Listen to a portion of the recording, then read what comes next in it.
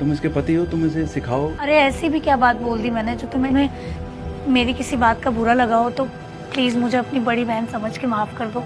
आज से तुम इस घर की मालकिन, बस ये घर छोड़ने वाली बात कभी मत करो। मुझे ऐसी मेलो ड्रामेटिक मिडिल क्लास फैमिली में नहीं रहना।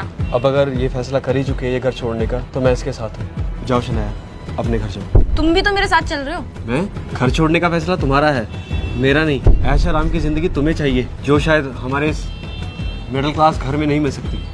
तुम अपने पापा के पास जाओ। तुम्हें कौन सा परिवार के प्यार की जरूरत है? I love you. मैं तुम्हें कैसे छोड़ सकती हूँ?